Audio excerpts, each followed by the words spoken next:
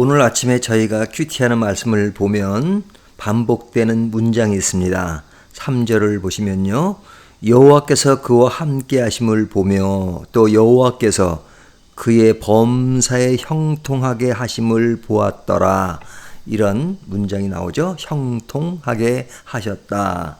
이것이 뒷부분에도 나옵니다. 23절을 보면 여호와께서 요셉과 함께 하심이라 여호와께서 그를 범사에 형통하게 하셨더라. 이 형통이란 단어는요, 사람들이 좋아하는 단어입니다. 이 형통에 대한 의미를 모든 일에 잘 되는 것, 이렇게 생각합니다. 그리고 이것을 가지면 정말로 하나님이 함께 하시는 것이다, 이렇게 생각합니다. 오늘 본문에도 그 형통 앞에 여호와께서 그와 함께 하심이라는 말이 같이 나오는 것을 봅니다. 그러니까 여호와께서 함께 하시는 것이 형통입니다. 그런데 그 부분을 많이 뺄 때가 많아요. 여호와의 함께 하심을 형통이라고 생각하기보다는 앞에 그 여호와의 함께 하심 빼버리고 그냥 나에게 좋은 일이 생기고 일이 잘 된다 하는 것을 형통으로 생각할 때가 많습니다. 그래서 지금 요셉이 겪는 이 모든 일, 이것에 여호와께서 함께 하시는 것이 형통이다 하는 걸 봅니다.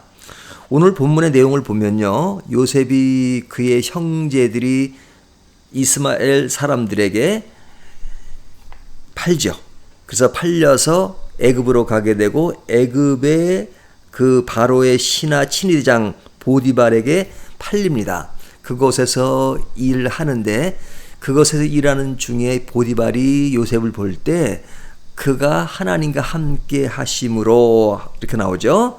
모든 일을 형통하게 하심을 보았다. 이런 말은 그가 볼 때 모든 것이 신뢰할 만하고 신실하고 성실하고 그리고 하나님이 늘 함께 하심을 피부로 느낄 정도의 상황으로 언급되고 있는 겁니다.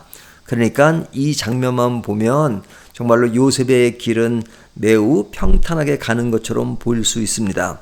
하지만 오늘 본문을 자세히 보면 요셉의 생애의 어떤 어려운 측면만 좀 가까이 접근해서 보면 뭡니까? 지금 그는 그 아버지 밑에서 편하게 자랐지만 형들에 의해서 팔리는 신세가 되었습니다. 사람을 팔고 사는 행위가 좋은 것이 아니잖아요. 근데 그는 팔리는 입장에서 애굽으로 와서 그는 사람에게 팔린 것입니다. 이 팔린다는 것은 얼마나 부담되는 이야기입니까? 그리고 그곳에서 일을 하는 사람이 되었습니다. 그런데 뒤에 보면 이렇게 신실하게 일을 하고 충성을 다하고 그 주인이 모든 것을 다 맡길 정도로 일을 했지만 그 보디발의 아내에 의해서 억울한 누명을 쓰게 됩니다. 그리고 옥에 갇히는 사건이 나옵니다. 자, 이것은 왜 옥에 갇히느냐? 그 충성스러움의 결과입니다.